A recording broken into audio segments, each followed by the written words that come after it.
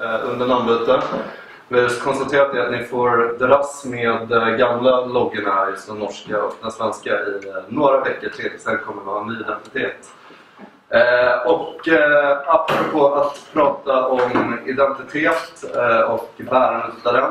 Idag är ämnet ytterligare ett av dessa buzzwords som vi tror att ni alla är intresserade av. Och som vi ska då omvandla till verklighet också och ta med lite konkreta exempel.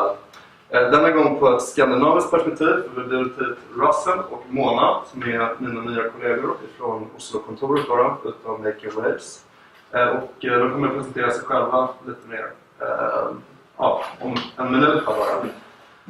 Vi kommer hålla på, nu drar vi inte över så många minuter, vi kommer hålla på i ungefär en timme framöver. Och är det någon som måste gå tidigare så går det jättebra, det är bara att smita upp lite till vänster. Jag tror det var det, så med det så lämnar jag sig in till Russell Mona. Tusen tack. Jag heter Russell Lack från Making Waves i Oslo. Och jag ska presentera på engelska för det är engelska. Men jag begynner att snacka svenska för jag snackar norsk. Körde mig ut med svorsk. Så jag snackar engelska, Mona. Min kollega snackar norsk. Så jag hoppas det går korrekt. Slides också följer med. Välkommen. Martin said a little bit about buzzwords, and as you know, in digital marketing there are many buzzwords, and unfortunately most of them originate in English. We take a sort of pragmatic view in Oslo. Some of them we translate to Norwegian. Inbound marketing, to be honest, we haven't really found a good way of translating that. So what we're going to try to do today is to explain what we mean by inbound marketing, and to present two client cases that have used inbound marketing extensively. So the client cases come at the end of the presentation, so I hope you can stick around until the end. So there are two very good cases, one B2C and one B2B. Can everyone hear me? Yeah, good. Okay, so this is basically what we're going to cover today. To begin, I want to just say something about what's changed in marketing practice over the last few years. Advertising used to be a bit like playing battleships. You would make a bet on a media channel, and usually that bet involved large amounts of money, and you would only really know afterwards whether you scored a hit or a miss. And even knowing whether you scored a hit or a miss was quite difficult due to the fact that it's very difficult to do convincing attribution and tracking in analog media. So digital has changed a lot of this game. You can now target with much more efficiency, but digital also carries with it a penalty, which is that much more of the control of how the message is distributed and received is now in the hands of customers. Customers themselves can now very easily choose to block ads. And what we can see now is that ad blocking is becoming a real threat to the whole business model of the advertising and marketing industry. And that's why we're going to talk about inbound marketing. So I think there are something like 250 million people worldwide who are now using ad blockers. And the thing about ad blockers is that ad blockers at the moment are something that you download as an individual. It's not something that's generally available to you as a group. So the next phase of ad blocking, which I think really is kind of apocalypse now for conventional advertisers, but particularly media owners, is this. This is a new offering from an Israeli company who are now working with ISPs and telco providers to offer ad blocking to all that telco's customers in one go. So if you sign up now for 3 in Sweden, you will now be able to choose to block basically most display ads through your mobile phone. So this is a whole new kind of ballgame now for advertisers. It's now gone from, innovative individuals who are downloading ad blocking software to the possibility to just simply with one click screen out all ads. And it's not hard to understand why, particularly as the web becomes more mobile. The whole issue of kind of mobile performance is becoming more critical. And the Chief Marketing Officer from 3 is very clear. Why should our customers have to pay for data usage from ads that they have not ordered or feel irrelevant? So there's a need for a whole new way of developing relationships with consumers. So modern marketing is now much more like a role-playing game. It's about real-time targeting. It's about targeting as much as possible towards individuals. And this also has a big impact on the traditional business model of people like media agencies. I come partly from a media agency background. And this whole model is about to change quite dramatically. So the idea of using a media agency to book your media is on the point now of disappearing. Because through real-time exchanges, you can now just target ads very easily as an individual client. You don't necessarily need a media agency to do the buying for you. So in Norway we have our equivalent of Annonseforeningen is ANFO, and ANFO every year do a survey on how their members, who are Norway's biggest advertisers, how their members look at the landscape for marketing advice. And we can see here that on the two left-hand columns, that's media agencies and advertising agencies. Big falls in certainty about whether these will be key partners for advertisers in 3 years' time. Similarly, a big increase in don't knows. So advertisers see this whole process as confusing. Advertisers are looking for partners to help them navigate through the digital landscape.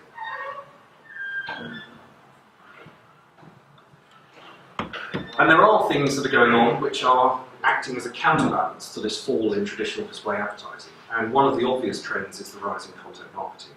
So content marketing has really become, I mean, content marketing is 100 years old. You look at things like the Michelin Guide to restaurants, that was content marketing 100 years ago. Content marketing now is something that many brands are looking into and actually doing. And you have things like the Swedish Content Awards as a forum for showcasing some of the best work in this area. So inbound marketing is absolutely in sync with content marketing, but it's not quite the same thing, and we will try to explain why it's not the same thing. So I'll hand over now to Mona, who will give us a definition of what inbound marketing is. Hvor mange er det som kjenner til uttrykket inbound marketing fra før? Ja, bra. Hvor mange er det som aktivt bruker innholdsmarkedsføring i dag? Ja, bra. Når vi definerer inbound marketing, content marketing er jo som jeg sa innledningsvis også et buzzword som alle andre buzzword. Bransjene våre er fulle av buzzwords. Og etter hvert så vokser på en måte meningen av ordet litt ut av proporsjoner. Men hva er det egentlig vi da mener med inbound marketing? Og det er egentlig content marketing i egne kanaler. Så det handler om det å skape relevant og verdifullt og konsistent innhold i egne kanaler. Så i motsetning til tradisjonell massekommunikasjon, hvor vi går ut og betaler plass for å få folk til å komme til deg, så produserer vi kvalitetsinnhold i egne kanaler som automatisk tiltrekker folk som går på søk, eller via lenker, via sosiale medier. Og da i motsetning til tradisjonell massekommunikasjon, som er kampanjeorientert og som går over en definert periode, så er dette en kontinuerlig prosess, hvor du hele tiden jobber med å utvikle og forbedre og vedlikeholde kvalitetsinnhold i dine egne kanaler. Og det er et skifte, at vi går fra det som vi da kan kalle litt sånn dårlige ord, som Russell sa, outbound og inbound, men det høres jo enda dummere ut med utgående og inngående. Men det går fra det som er tradisjonell push-markedsføring til full-markedsføring. Outbound marketing er jo tradisjonelt betegnet ved reklamebudskap, korte reklamebudskap som skal fange oppmerksomheten raskt, og sørge for at du går et sted eller utfører en handling. Så går vi fra det til det vi da definerer som inbound marketing, som handler om mer informasjon, dypere informasjon, anledning til å fordype deg, anledning til å gi brukerne mer informasjon gjennom alle stadier av kundereisen. Alle de kontaktpunktene som vi har ut mot kundene våre. Og det er dette som egentlig er sammensetningen. Det er det kvalitetsinnholdet vi har på nettside, på blogger, på apper, altså på alle våre digitale flater, og sosiale medier, som er en kjempeviktig komponent i inbound marketing, og selvfølgelig søk. Vi er helt avhengig av å komme godt ut på søk. Jeg tror det er sånn at nesten rundt 70-80% av all aktivitet når vi åpner laptopen, Det starter med søk. Vi er så vant til å finne fram til det vi leter etter ved å bruke Google eller andre søkemotorer. Hvis du da ikke har et veldig sterkt brand som gjør at folk taster inn URL-en din. Og det er noen som har det. Du vet akkurat hvor du skal, og da går du rett til siden. Men ellers så starter du med søk. Og hvis du da ikke kommer høyt opp på rangeringen på Google, så har du utgangspunktet tapt. Det sies at det beste stedet å skjule et lik, en død kropp, det er på side 2 i Google. Det er aldri noen som kommer til å finne det. Og jeg tror det er noe sånn som 16-17% som faktisk velger å gå til side 2 på Google. Hvis de ikke finner det på side 1, så gjør de heller et nytt søk, fordi de er så vant til at de mest relevante treffene, de er på side 1. Og da handler det i prinsippet, da, veldig forenklet om å få noen til å finne deg, og like deg, og aller helst være villig til å dele innholdet ditt med andre. Der er vi også blitt ganske kritiske etter hvert, for det jeg deler i mine sosiale kanaler, det sier jo noe om min personlige profil, så jeg vil jo ikke dele alt. Og sånn er vi alle sammen, at vi blir jo litt mer, det er litt mer begrenset hva vi ønsker å dele, for det sier noe om meg. Og aller helst da kjøpe igjen, eller hvis det er offentlig virksomhet, bruke tjenester, og bruke tjenestene igjen. Og da må vi trykke på noen knapper, noen emosjonelle knapper, for brukerne har også blitt mer kravstore. De er vant til å bli underholdt på en helt annen måte enn tidligere. Så det å bare servere tradisjonell store mengder med tekst, det er det ikke så mange som er interessert i lenger. Vi må tilby innholdsformater og innholdsflater som engasjerer i mye større grad. Så er det da snakk om en revolusjon, eller er det rett og slett en evolusjon, en helt naturlig utvikling? Det mener vi at det er. Vi går fra kortere reklamebudskap til lengre engasjerende innhold. Vi går fra det å kjøpe plassering i media til å eie den plasseringen selv. Vi leier ikke lenger. Og tradisjonelt fra gammelt av, for dere som har holdt på en stund, så kjøpte vi jo veldig dårlige e-postlister. Bygger vi disse dataene selv? Vi bygger våre egne databaser, som vi hele tiden utvikler i den kontakten vi kontinuerlig har mot kundene våre. De dataene er gull verdt for dere alle sammen. Og klassisk, der vi tidligere sendte ut tradisjonelle pressemeldinger, så bygger vi nå egne SEO-optimaliserte presserom, som er tilpasset journalistene og journalistenes krav. Journalistene har også blitt mer bortskjemt. De er vant til å få en del ferdigprodusert underlagsmateriell. De vil veldig raskt kunne gå inn og hente tekster, og hente bilder og hente det de trenger. Og det bygger vi på våre egne nettsteder nå, i stedet for å sende ut en pressemelding og håpe at journalisten skal ringe tilbake.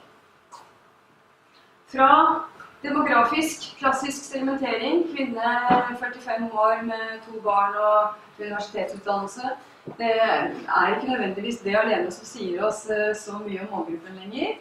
For nå vet vi jo mye mer om hvordan folk oppfører seg. Vi legger alle igjen digitale spor, og det er lett for oss å vite hvor har denne personen vært før? Hva er interessene? Hva er det vi kan trigge på? Hva er det vi kan henvise til? Retargeting har du sikkert alle opplevd. Det er noen som har handlet på Zalando noen gang. Er det noen her fra Zalando? Zalando er jo helt rå. Altså det er man blir jo helt utslitt av å følge med på den retargeting som de driver. Har du en gang vært inne på den nettsiden og sett på skoleklær, så er du tracked for livet. Og det er kanskje det å finne denne litt sånn mellomveien da, fra å være veldig pushy, men fra å gi meg informasjon, og jeg skjønner at de kjenner jo meg, de vet at det var akkurat disse budsene jeg så etter, og da får ikke jeg tilbud på noe annet enn akkurat det som er i samme kategori. Da blir jeg fornøyd. Så går vi fra kostbare seminarer, det koster mye å arrangere store tradeshows og seminarer, mens nå kan vi da gjøre det tilgjengelig med webinarer på egen nettside. Flere kan få lov å delta, du trenger ikke å reise for å være med lenger. Det er en helt annen tilgjengelighet i forhold til å formidle innhold og spre budskap. Jeg tenkte jeg skulle vise dere en film som sier noe om dette med å utelukkende bruke egne kanaler. Dette er en film for Volkswagen, som de slapp kun på Facebook-siden. Og de valgte å gjøre det som en viral kampanje for å se hvordan det funket. Og som veldig raskt kom opp i, jeg tror det var en million seere og mange delinger. Og som etter hvert da ble grunnlaget for at de faktisk valgte å lage en reklamefilm. Så helt motsatt. Normalt sett ville man laget en reklamefilm, og så ville man kanskje gjort en spin-off på det i sosiale medier. Nå har vi ikke noen sånn voldsom lyd. Jeg tror det er bare lyd på Mac-en, men det lille som er en lyd.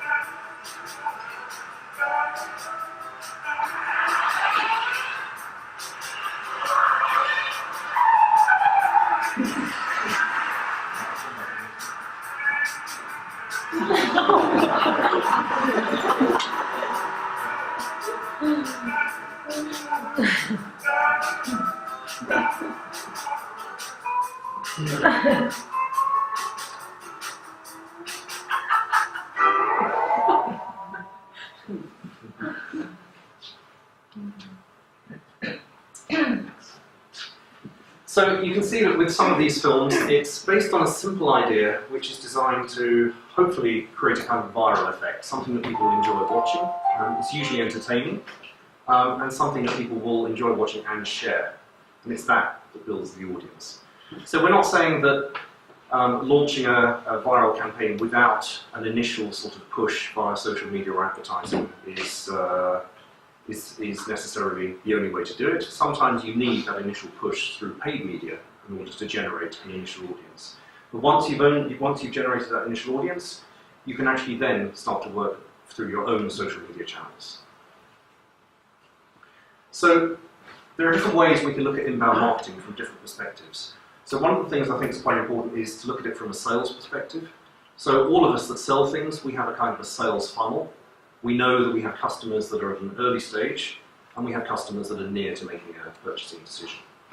What inbound marketing allows you to do is to really focus on discovering, evaluating, and deciding.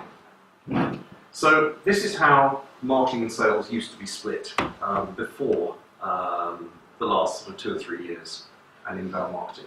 So marketing was responsible for discovering and evaluating.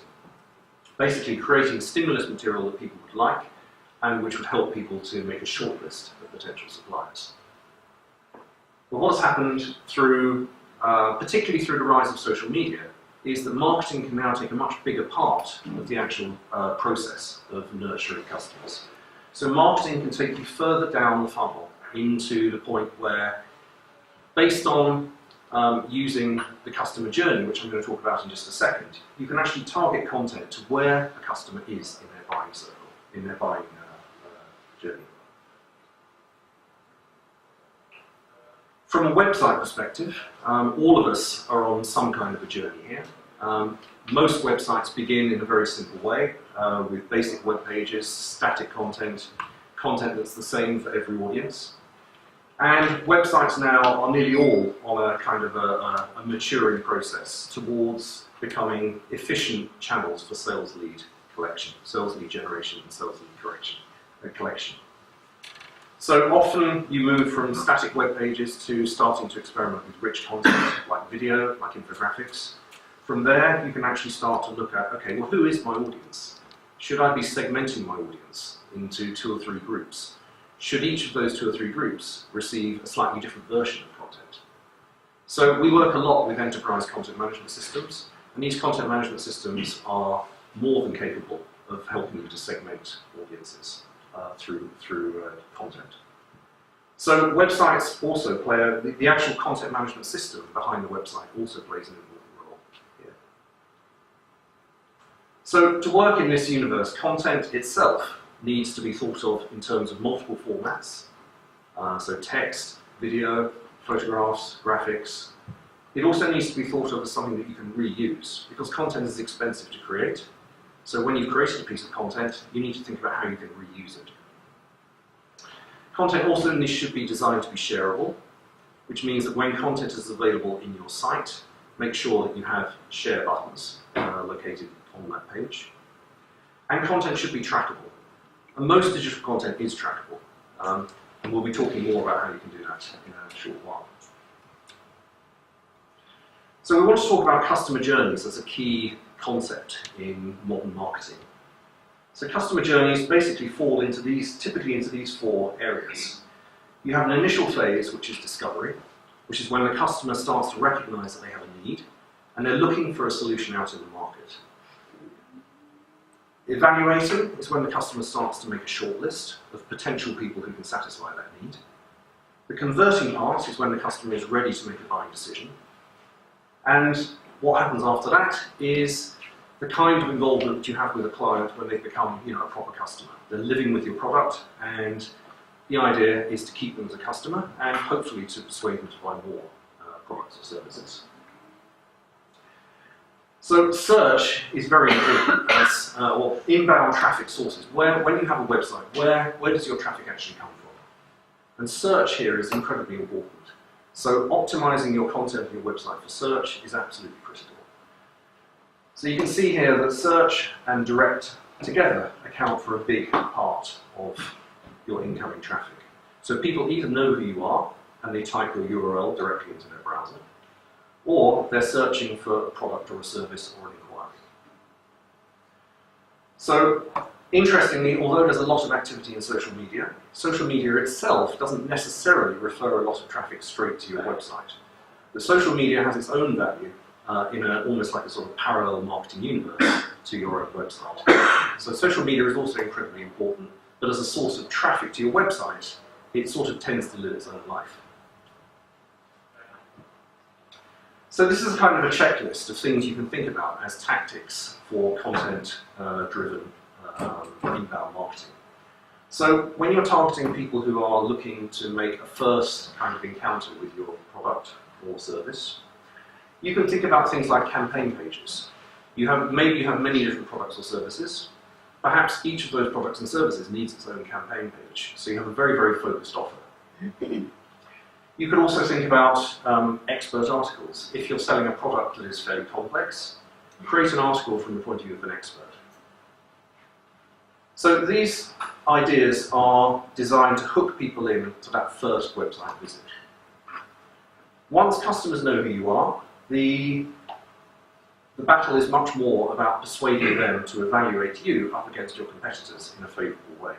So this is particularly true in business to business, where you often have quite long customer journeys, where it can take sometimes many months for a customer to start to build a shortlist of potential suppliers.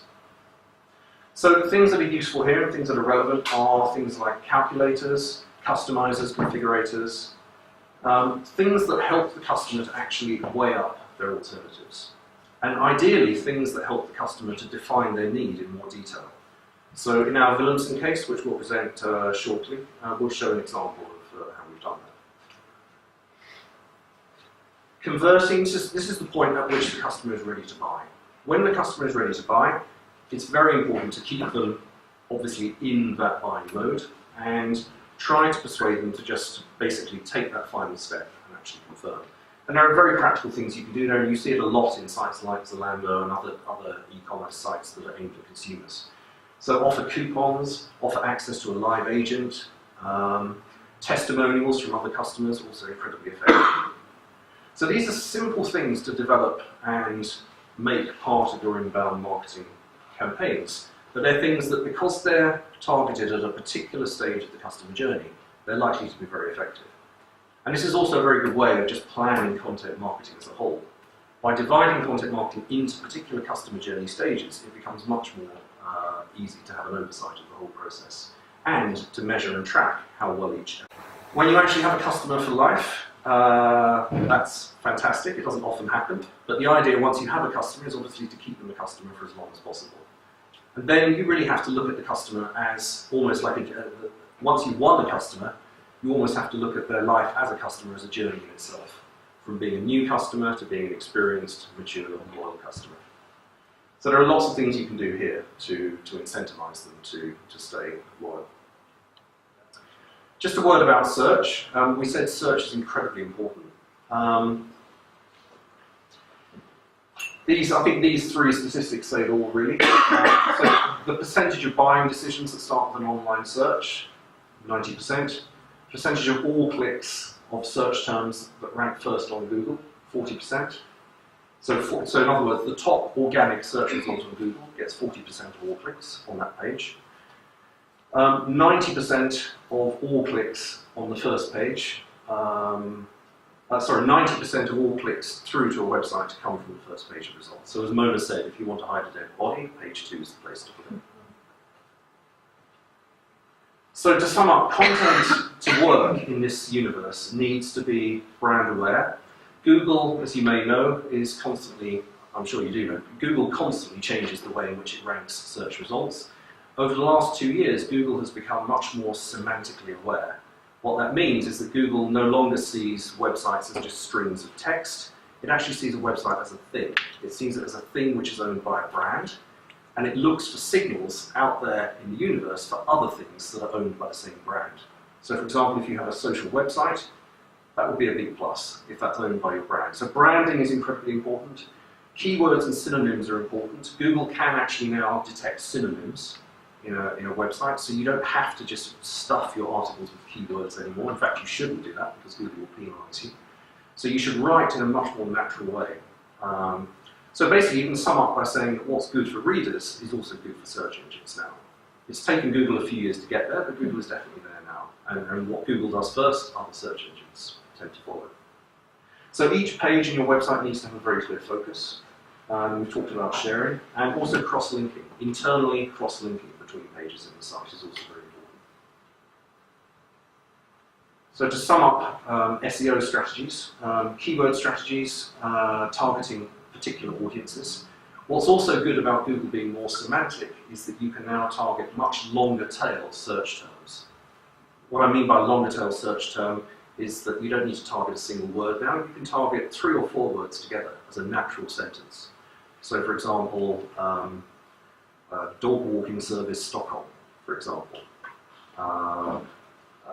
Certified dog walking service Stockholm. So you can start to build much more sort of real world concepts into your SEO work.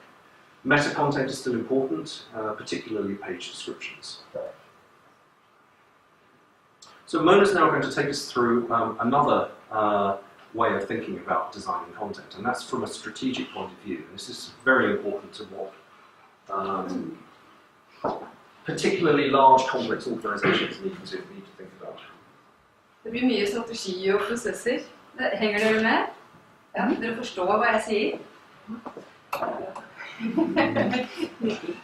Ok, for å lykkes da med inbound marketing, eller for å lykkes med content marketing i egne kanaler eller i kjøpte kanaler, så det helt avhengig av å ha en stålkontroll på innholdet.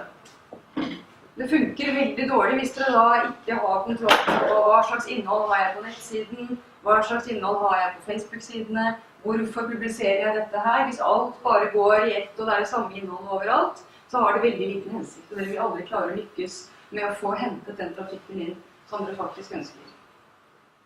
Når vi definerer innholdsstrategi, for innholdsstrategi, content-strategi, det jo også et buzzword. Og litt avhengig av hvem du spør, så vil du antagelig få litt forskjellige svar på hva en content-strategi faktisk inneholder. Men når vi jobber med innholdsstrategi, så det en total gjennomgang av nettside eller andre digitale flater. Og vi gir veldig klare anbefalinger om det innholdet som der i dag, om eksisterende innhold, hvordan det ser ut og hvordan det optimalisert. Vi ser på hva som mangler, gap-analyse, vi ser på konkurrentanalyse, vi går inn og gjør SEO-analyse, hvor godt innholdet optimalisert, og web-analyse, og vi ser også på hvordan denne bedriften organisert. De organisert på en sånn måte at de faktisk klarer å utføre dette redaksjonelle arbeidet? Og har de det settet med rutiner for vedlikehold av innhold som de trenger? Og det vi ser da, dette jo godt verktøy for oss når vi bygger nye nettsider, nye portaler for eksempel. i forhold til informasjonsarkitektur, i forhold til struktur og navigasjon.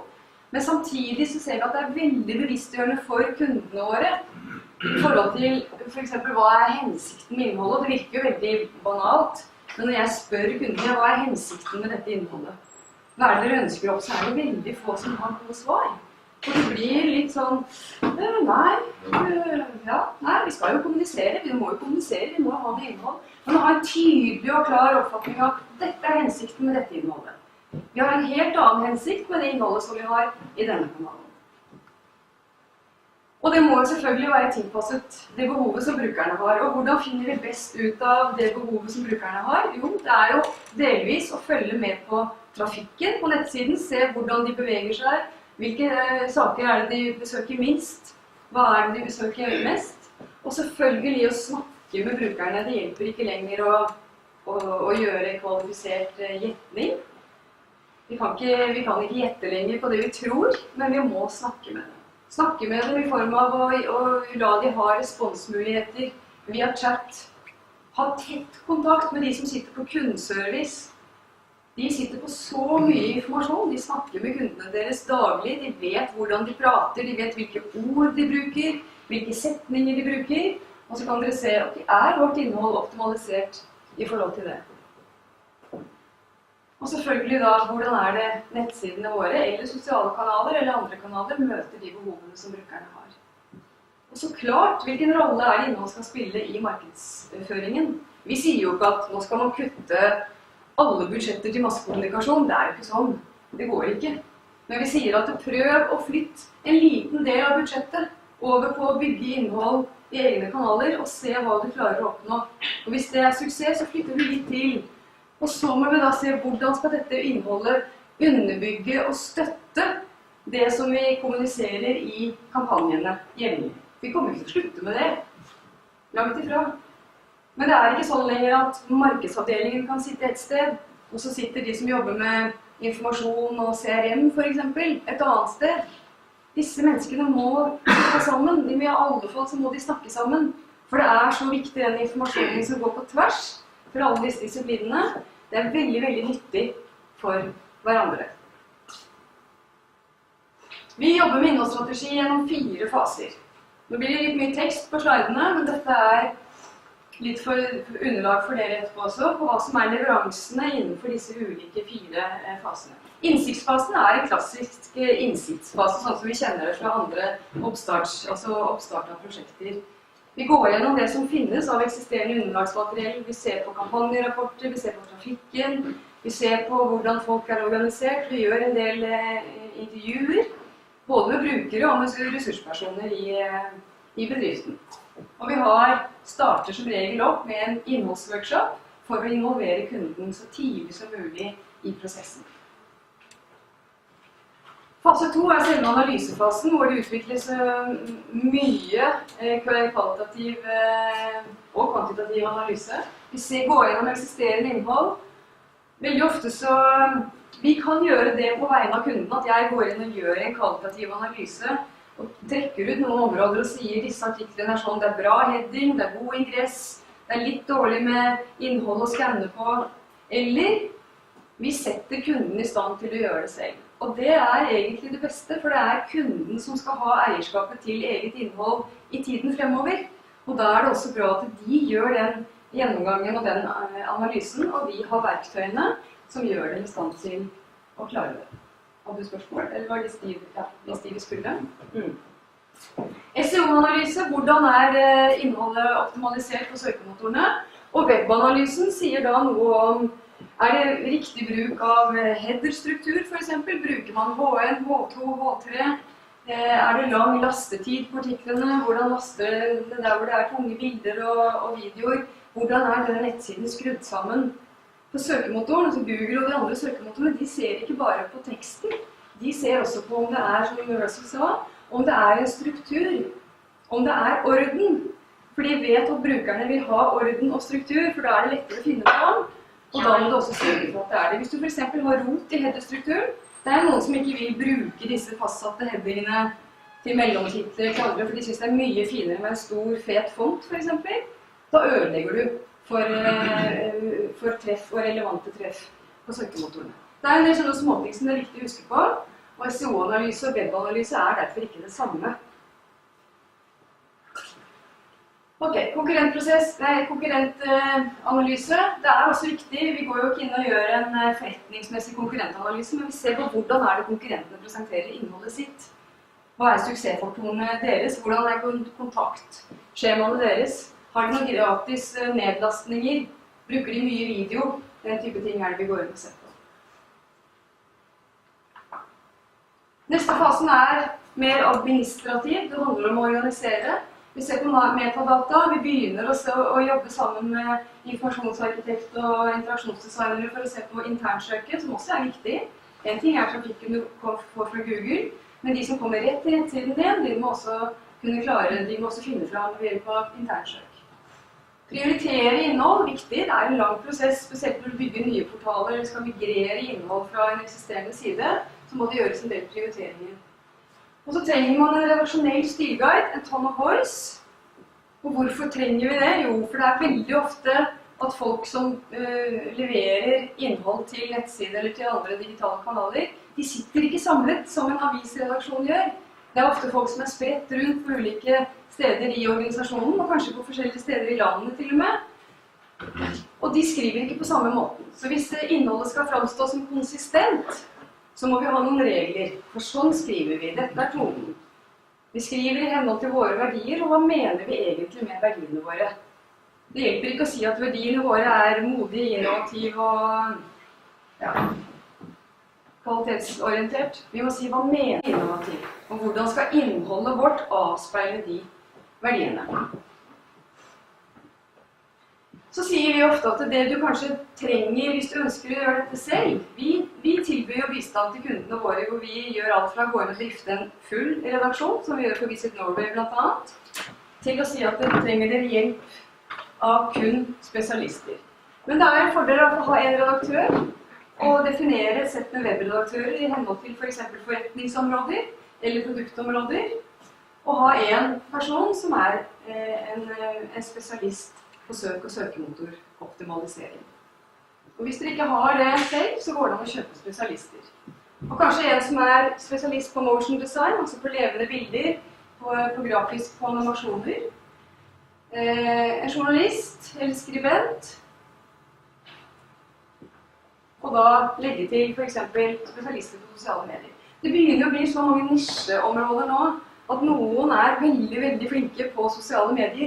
Noen veldig flinke på søkemotoroptimalisering, og det ofte vanskelig for kunder som da ansetter for eksempel en webredaktør eller annen, at du får alle disse, all den kompetansen i en person. Det ikke så ofte vi ser. Og så gjelder det da å lage, for denne redaksjonen, å lage gode arbeidsflytter. Og det kan være veldig enkelt, det bare handler om å si vi starter opp med redaksjonsmøte, hva gjør vi neste? Hvor det korrektur? Hvem ansvarlig for korrektur? Hvem kan jeg henvende meg til hvis jeg trenger hjelp? Hvis det ikke organisert, så blir det trøbbel. Og det ensomt å sitte og skulle skrive og publisere innhold, og ingen som hjelper deg med korrektur. Så kommer du ut, og så det feil, skrivefeil, korrekturfeil, og det ikke noe gøy. Men det ikke den personens ansvar alene. Det skal være en plan for det. Den siste fasen vedlikeholdsfasen, og den kanskje det viktigste. Den planen for hvordan du skal jobbe med innholdet ditt i tiden fremover. Da gjelder det å tracke, følge med på trafikken, snakke med redaksjonen, snakke med folk, snakke med brukerne dine, og hele tiden være villig til å gjøre forandringer. Hele tiden.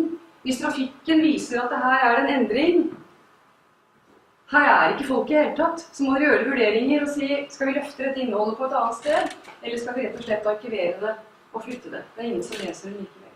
Det tar egentlig bare plassen for oss i forhold til indeksering. Ok, dere med? Bra. Så skal jeg veldig kort bare si noe om økosystem. Russell nevnte så vidt det med reusable content, altså innhold du kan bruke igjen. Og det prøver vi å oppfordre kundene til. For det ganske kostbart å bruke mye tid på å fylle nettstedet med innhold. Og da må vi også se på hvordan kan vi bruke dette innholdet i andre kanaler. Hvordan kan vi gjøre det om, redigere det, ta ut små biter av det, sånn at ikke det samme innholdet kommer i alle kanaler. Og da må vi ha et bevisst forhold til hva vårt økosystem, hvilke kanaler det vi disponerer, og hva målgruppen for denne kanalen, hva hensikten med den kanalen, hva det vi ønsker å oppnå her, og hva kan vi måle på, hva KPI-ene for denne kanalen. På den måten skal vi få en god oversikt over, ok, dette innholdet det bør vi ta i den kanalen og den kanalen. Men vi tar det ikke her, for det ikke riktig målgruppe, og det ikke den hensikten vi ønsker å oppnå.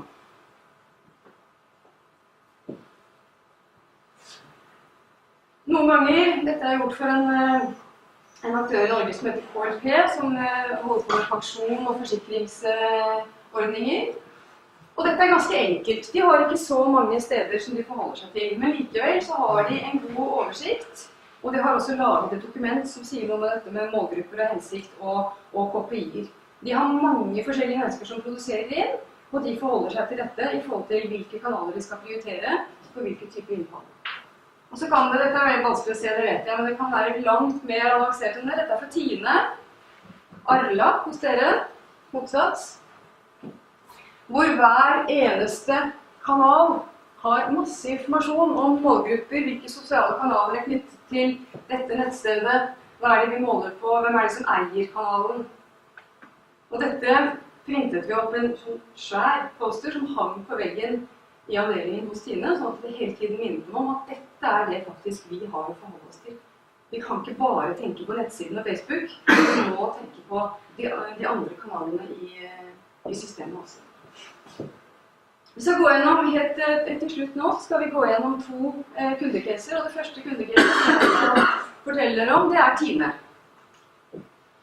Tine kom til oss et par år siden, og ville ha nytt design på nettsiden sin. Det var det i utgangspunktet de ønsket.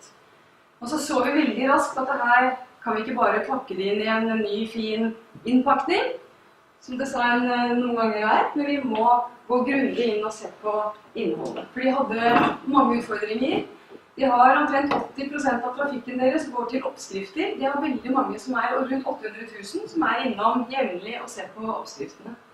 Mens nettsiden deres avspeilte ikke det i hele tatt, fordi det var en kamp mellom markedsavdelingen og informasjonsavdelingen. Informasjonsavdelingen ville ut med sin informasjon som veldig få av brukerne deres var interessert i. Men de har veldig forskjellige målgrupper, alt fra barnefamilier som skal inn og finne gode oppskrifter, til politikere og myndigheter, eller studenter, jobbsøkere, andre som på jakt etter helt annen type innhold. Så da måtte vi gjøre en stor omstrukturering, og vi gjennomførte alle disse 4 fasene i innholdsstrategien. Den innholdsstrategien jo skalerbar, den kan vi gjøre i mindre omfang og i større omfang. For Tine så gjorde vi hele rangen med all type analyser og konkurrentanalyser, og vi gjorde ny redaksjonell organisering, gikk gjennom alt innholdet, restrukturerte, ny navigasjon og design og struktur på alt sammen. Og det vi tok, kanskje den viktigste konsekvensen det var hvor det trafikken kommer, og hva dette skal handle om. Jo, det skal handle om matglede og inspirasjon, for det det Tine ønsker å formidle. Så vi la av til horisontale moduler, som det var lett å flytte på. Sånn at hvis nå informasjonsavdelingen hadde et veldig stort behov for at det var en nyhet eller noe som måtte, så kunne du flytte den modulen opp. Men basically så skal det ligge matinspirasjon og glede på toppen. Og så det alltid sånn når du jobber med en kunde og du leverer og alt ser fint ut, og så tar det en liten stund, og nå ligger det en svær trailer, en stor lastebil på toppen av Tine.no, for da det informasjonsavdelingen som synes det viktig å fortelle at de har fått nye lastebiler. Og det tror jeg ikke barnefamiliene så veldig opptatt av, de som på jakt etter oppskrifter. Men det liksom, det sånn som den nettsiden, den skal leve, og de som jobber med det, de skal også kunne leve med det. Så det blir noen kompromisser, det gjør det alltid, men nettsiden lever i god forstand, den altså. Ok, veldig raskt, Osteriet, en portal. Tine ville satse på kategorien ost, og kom til oss og sa vi vil ha en portal om ost. Og vi sa det får dere ikke, men dere kan få et redaksjonelt digitalt produkt som handler om ost. Og det laget vi. Dette er innholdsmarkedsføring i praksis. Det er masse forskjellige innholdsformater, hovedsakelig korte, raske artikler med tips og råd og oppskrifter og sammensetning av ost til ulike sammenhenger. Vi filmer, vi produserte 40-50 filmer på kort tid for Tine på hvordan du gjør ting, alt fra hvordan du kutter og skjærer og oppbevarer. Vi snakket med en del kjendiser, for nordmenn er veldig opptatt av kjendiser, det er kanskje svensker også. Så hvilken ost som kjendiser bruker på brødskiven sin og hvordan de lager ostesmørbrød, det er veldig interessant. Så det gjorde vi, og prøvde å også gi rom for alle disse gode historiene som Tine har. Vi har masse historier fra alle gårder rundt i hele landet. Så det er veldig forskjellige innholdsformater, men sammen så blir dette et innholds... navigasjonen er i selve siten, i magasinet, hvor du kan fordype deg og lese mer.